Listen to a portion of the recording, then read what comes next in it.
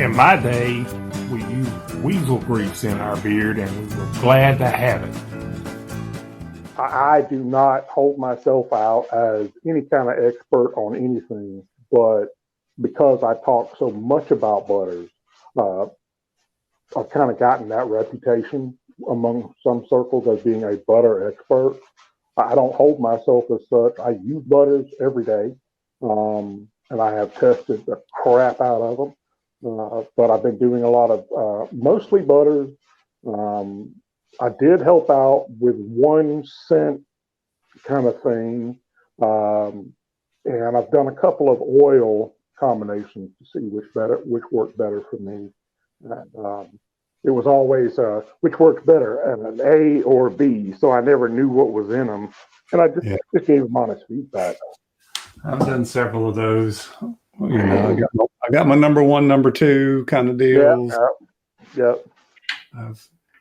I've worked with some bigger name companies, like with the testing products and stuff. I've had to sign a non-disclosure agreement, legal document, 4 pages long, and that was an interesting one for sure. It was a good experience. I was like, okay, I guess I won't be talking about this one.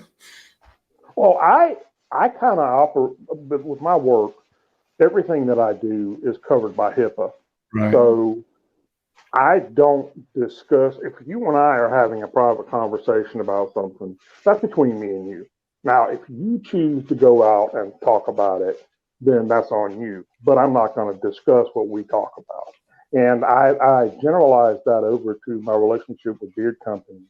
So if one owner is saying, this owner is just a piece of garbage, he's causing me all these problems, whether I have a relationship with that other company or not, I'm not going to bring that up.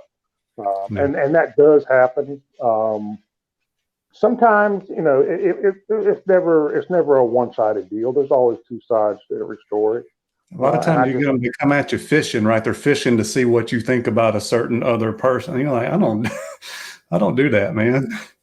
Well, and the thing is, in the end of the day, if you've got Joe Schmo and he's got Acme Beard Company, and you try the products and they're okay, I don't care what the guy's life story is. I mean, I'm not hating on him. I mean, I'm sure he's a good guy. He's not an axe murderer. He doesn't have any bodies in his trunk. But at the same time, he's just another guy. Now, if I try as much as I can not to develop those relationships with beard companies until after I've tried their product, because I don't want that relationship to cloud my objectivity. Right. And so that's another reason. And it's just kind of something that I thought about a long time. I didn't want to be one of those guys that was constantly having to go back and make corrections. I pretty much try to stick to the Asimov. It's not a platitude. The Asimov principle that an extraordinary claim requires extraordinary evidence. So I really try to, and sometimes that's unnerving for owners because they're used to the Billy Mays approach of, oh my God, the awesomeness of this product. I just got it 20 minutes ago. It smells good in the bottle. It's like, okay, that's pretty worthless. Glad it came in a square white box for you. Had some padding in there. Good thinking. Yeah, environmentally conscious, but that doesn't tell you anything about how it's going to do in your beard. No, I think we all have had some scents that kind of smell good, and either they were too strong, they were too weak, but when you put them in the beard, or the feel in the beard was crap. But so many guys they're not even registering how products feel in their beard. They're just either novices or it's not on their radar. And I was the same way for about a year and a half before I had enough experience. My beard was long enough. I tried enough different products to where I tried one and went, oh my goodness, why my beard feels so soft? Why is that? And then really start kind of thinking about it. It does take some experience. I think maybe that's why they look towards us sometimes as content creators who have more experience for sure. Well, and two, the longer your beard is, the more careful you have to be with it.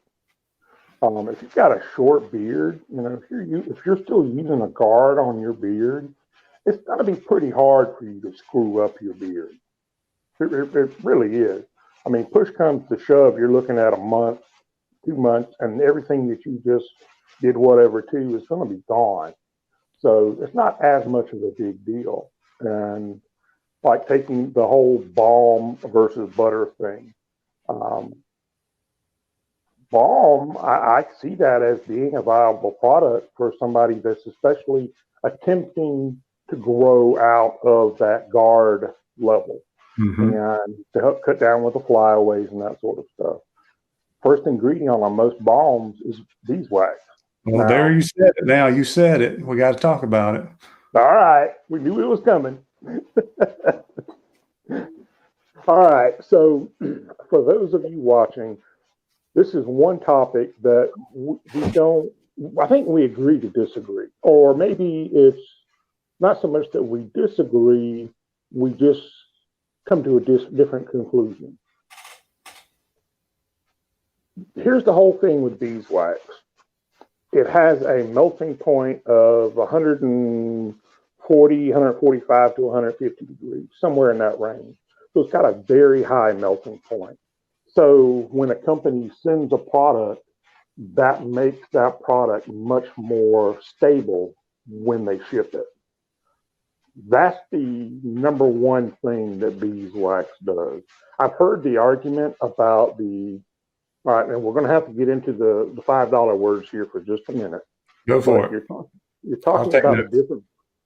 You're talking about the difference between absorption, AB, and adsorption, AD.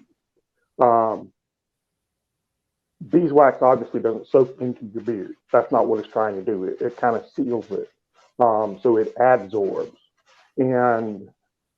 But here's the thing. If you're sealing off your beard, are you getting the full benefit of everything else that's in that butter? I don't think you do.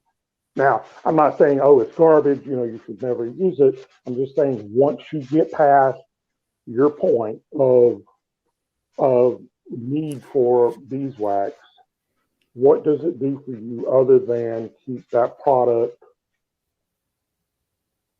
from separating in transit? And if it separates, listen, when it comes to butters, especially butters, I can tell you 6, 7 different ways to, I'm doing a VP there. Sorry about that. I can tell you a number of different ways to fix a butter if that graininess really bothers you. The lazy man's way is right hand, left hand. You keep agitating and heating it up, and that grainy stuff will go away in just a few seconds. And I know at some point you're going to want to get to the whole butter texture thing. I'm waiting on that one.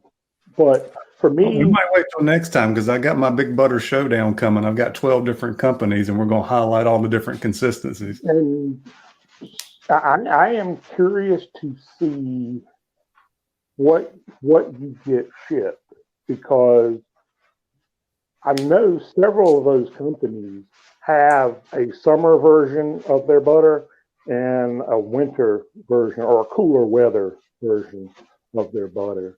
And I am curious to see what they send you. I'll have to talk about that because I've already reset some of them because they came and they were grainy. But I can talk about it. Even the ones that were summer butter blends. I mean, they still had some separation in it. Yeah, but as far as I'm good with not having any butter at all or any wax at all in the butter. I have had that shea. Wherever they get that shea from, sometimes those beads are just so fine and it makes it seem gritty for sure. I've had some butters that have so much wax that it won't go through your beard. Like I can just put it on the top and it's like a balm. Yeah. It's a glorified balm. And then you have some that says beeswax, but I really can't tell there's any beeswax in it at all.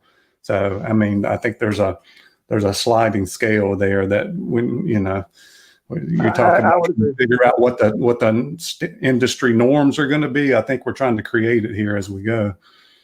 Well, as far as butters with beeswax, at least of the companies that I have tried, the one that is least bothersome is probably Crusher's. Mm-hmm. Crusher's butter. He does have beeswax in it, but it's just a small amount. And I've never had that. I've never noticed a buildup the next morning after I use it. So from that perspective, that's not to say Crusher's has got the best butter ever. I'm going to leave that for your breakdown. But as far as with beeswax, that's pretty solid. That's pretty solid. That's pretty solid. And Yeah. again, just me being an anti-beeswax guy, that should be said too. So, Anti-vaxxer. well, there's anti-vaxxers or flat earthers, and then there's anti-beeswax guys. I don't think your elevator goes all the way to the top. Dang millennials.